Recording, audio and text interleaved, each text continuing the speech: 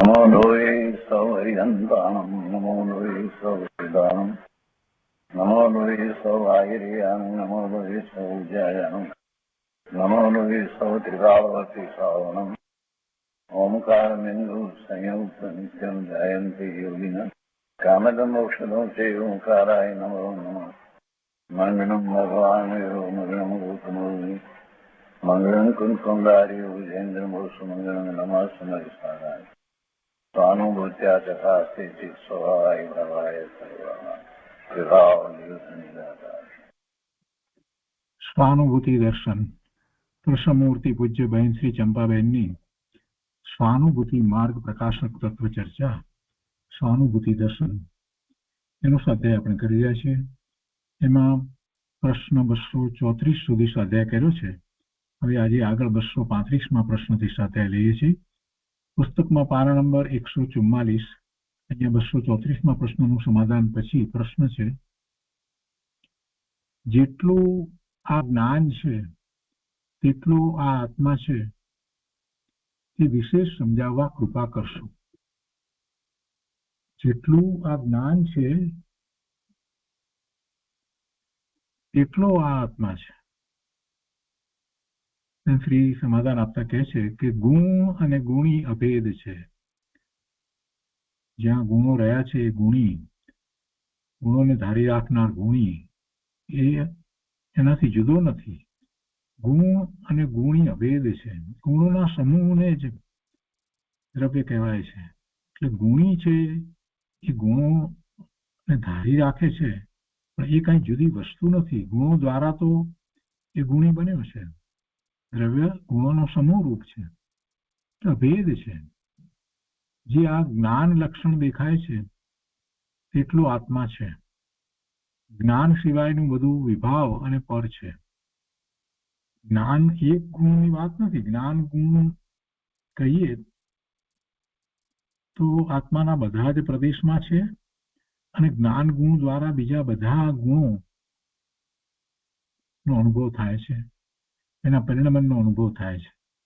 એટલે જ્ઞાન કહીએ એટલે આત્મા, અને એ સિવાય બીજું બધું વિભાવ અને પર છે. જે આ જ્ઞાન લક્ષણ દેખાય છે તે જ્ઞાન લક્ષણથી તું આત્માને ઓળખી લે. જે જ્ઞાન લક્ષણ દેખાય છે તેટલો આત્મા છે. લક્ષ લક્ષણ એક જ છે, અભેદ છે. તેને ગ્રહણ કર. તું જ્ઞાયકને ગ્રહણ કરી લે. તું જ્ઞાયકને ગ્રહણ કર. જ્ઞાન દ્વારા આત્મા જ અનુભવમાં આવે છે, અને જેટલું જ્ઞાન છે એ આત્મા છે. આત્મા ને જ્ઞાન કઈ જુદા નથી. જ્ઞાન સિવાયનો કોઈ બીજો આત્મા છે નહીં. આ બધી વાતનો વિચાર કરીએ તો આપણને ખ્યાલ આવે છે કે જ્ઞાન એટલે આત્મા. એના પછી 236મો પ્રશ્ન છે, આ સિદ્ધાંતથી આચાર્ય દેવને જ્ઞાયક ગ્રહણ કરવાનો હેતુ છે. કદાચ આ જેમણે આ 235મો પ્રશ્ન પૂછ્યો એને જ પેટા પ્રશ્ન તરીકે પૂછ્યો હશે. અહીંયા જુદો પાડ્યો છે કે આ સિદ્ધાંતથી આચાર્ય દેવને જ્ઞાયક ગ્રહણ કરવાનો હેતુ થાય છે, કારણ થાય છે. પૂજ્ય બેનશ્રી એનું સમાધાન આપતા કહે છે કે હા, જ્ઞાયકને ગ્રહણ કરાવવો છે. કે આ સિદ્ધાંતથી આચાર્ય દેવને જ્ઞાયક ગ્રહણ કરાવવાનો હેતુ થાય છે. એટલા માટે આચાર્ય દેવ આપણને જ્ઞાયક ગ્રહણ કરાવે છે એમ, કેમ કે આત્મા એટલે જ્ઞાન. તો પૂજ્ય બેનશ્રી કહે છે કે હા, જ્ઞાયકને ગ્રહણ કરાવવો છે.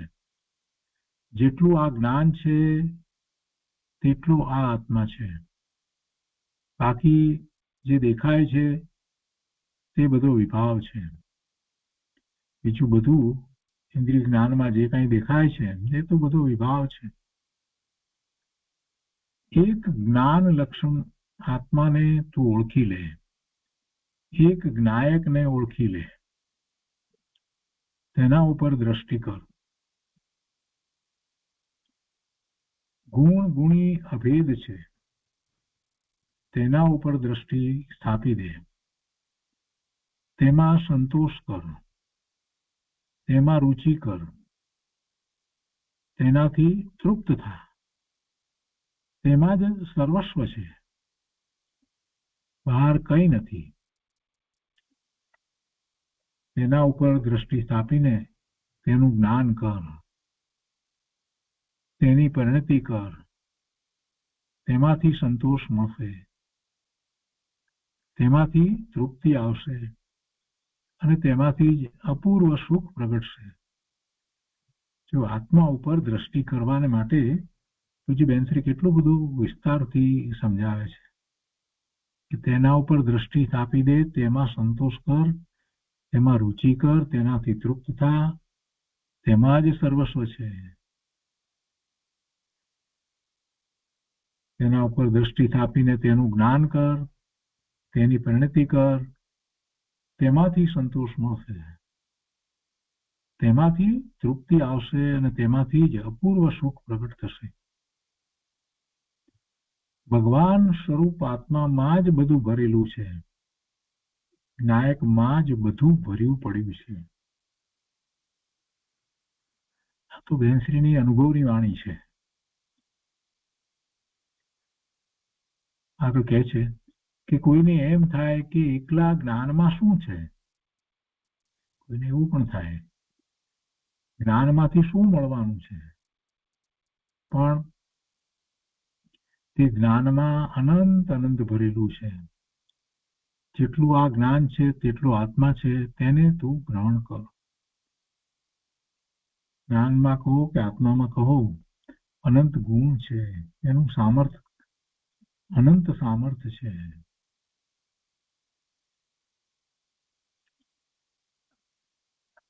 તો એ 236માં પ્રશ્નનું સમાધાન થયું. એ પછી 237મો પ્રશ્ન છે. વ્યવહારના ઘણા ભેદ પડે પણ મુખ્યતા તો અભેદની છે ને. વ્યવહારના ઘણા ભેદ પડે પણ મુખ્યતા તો અભેદની છે ને. બરાબર છે. ભેદ ઉપરથી દ્રષ્ટિ ઉઠાવીને એક અભેદને ગ્રહણ કરવાનો છે. પૂજ્ય બેનશ્રી સમાધાન આપે છે કે ભેદ જે પડે છે એ વ્યવહાર છે, ભેદને જ વ્યવહાર કહીએ છીએ. તો એવા ભેદ ઉપરથી દ્રષ્ટિ ઉઠાવીને એક અભેદને ગ્રહણ કરવાનો છે. એક અભેદને ગ્રહણ કરતા ભેદનું જ્ઞાન વચ્ચે આવી જાય છે, પણ ભેદ ઉપર તેને દ્રષ્ટિ રાખવાની નથી. છે ભેદ છે તો છે, વસ્તુમાં ભેદ નથી. વસ્તુ અભેદ છે, બે પ્રકાર નથી, અખંડ અભેદ વસ્તુ છે. ભેદ પાડીને કેટલીક વાત તો સમજાવવામાં આવે છે. ગુણ ગુણીનો ભેદ પાડી અને ગુણને સમજાવવા છે, એટલે એક ગુણથી બીજો ગુણ કઈ રીતે જુદો છે એ સમજાવવામાં આવે છે. એ દ્વારા સામર્થ્ય સમજાવવામાં આવે છે.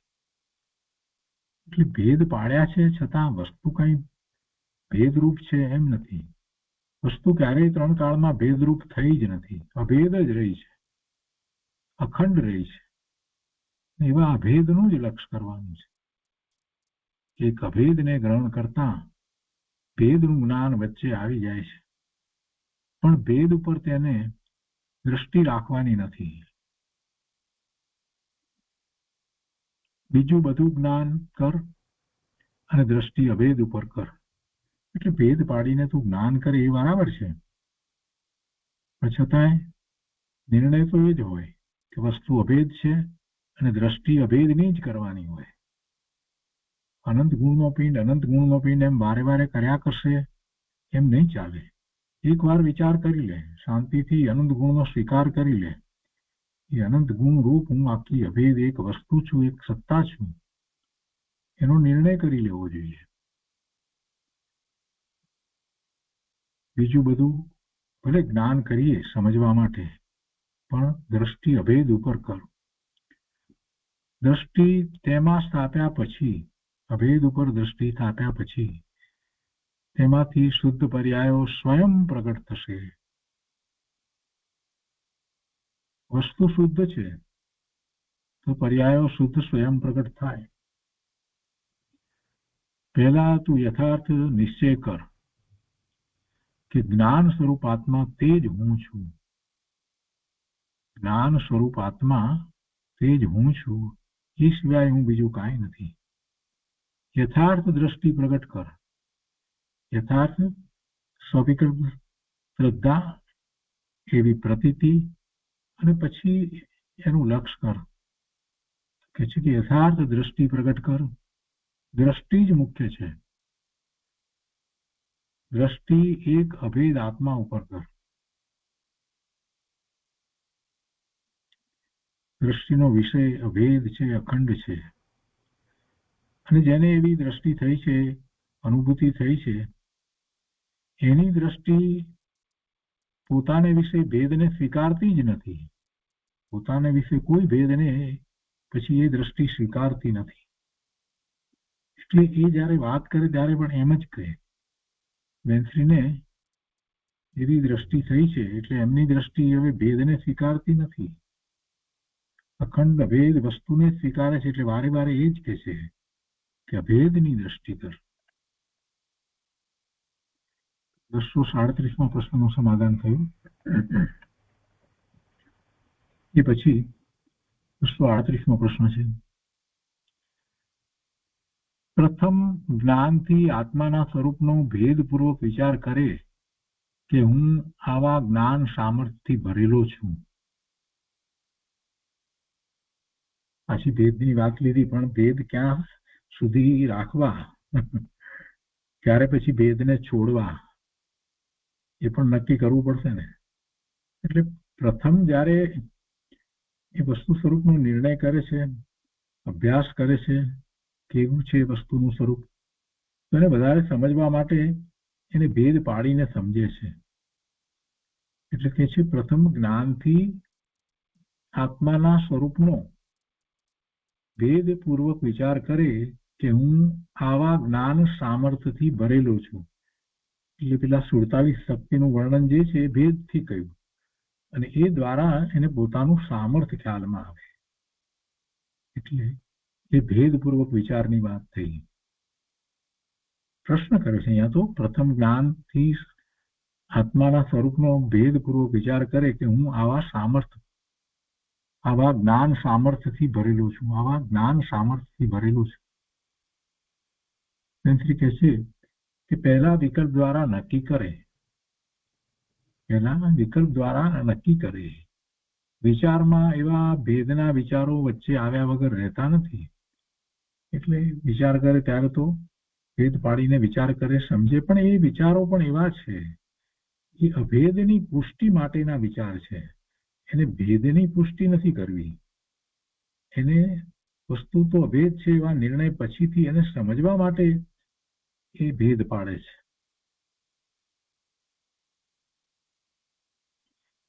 વિચારમાં એવા ભેદના વિચારો વચ્ચે આવ્યા વગર રહેતા નથી, પણ દ્રષ્ટિ એક અભેદની કરવાની છે.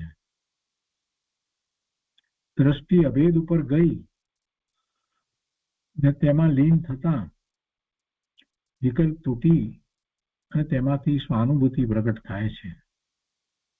પહેલા નિશ્ચય કરે, વ્યવહાર વચ્ચે આવશે, એટલે કે આ ભેદની વાત આવશે સમજવા માટે.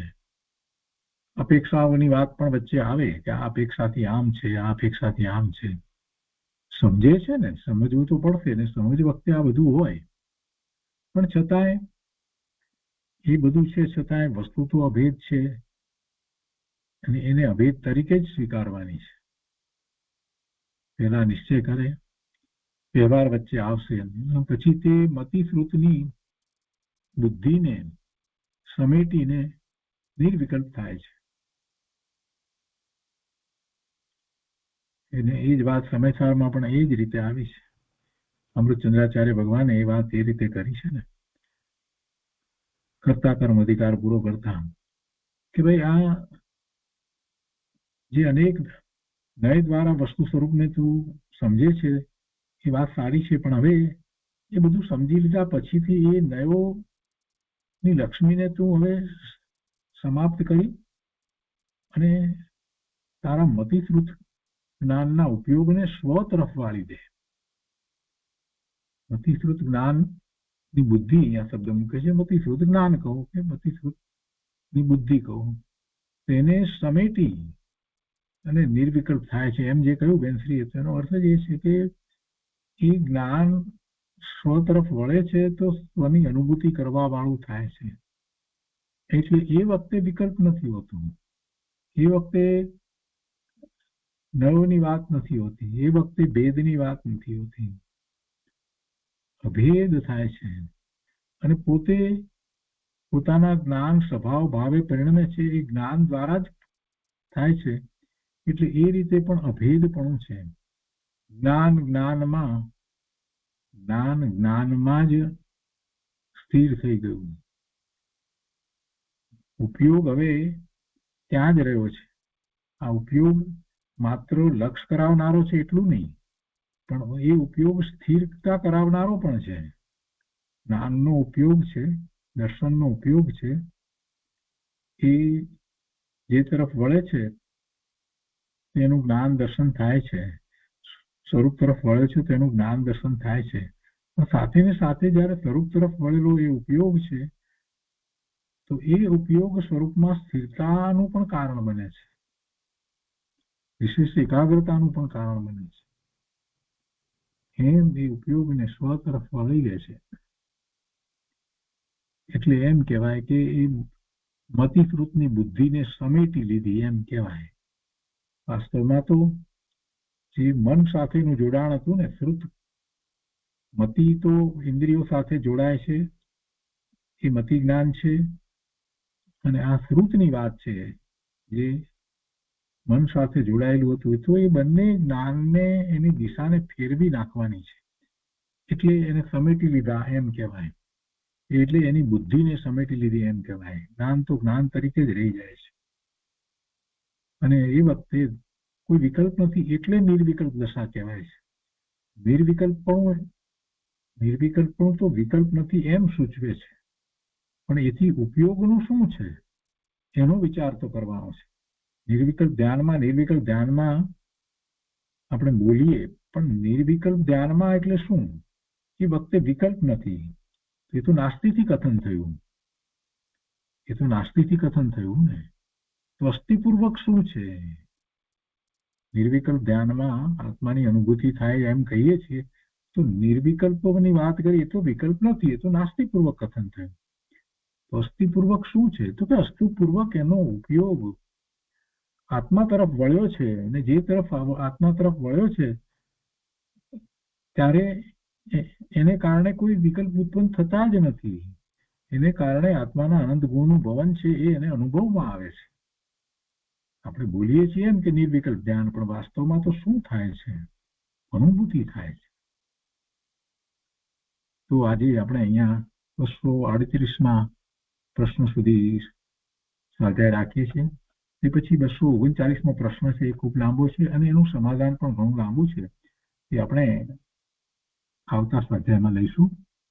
આજનો સ્વાધ્યાય અહીંયા સુધી રાખીએ છીએ. આ સંબંધી કોઈ ખાસ પ્રશ્નો હોય તો પહેલા લઈએ અને પછી આપણે આજે 14 છે તેથી ભાવ પ્રતિક્રમણ કરીશું.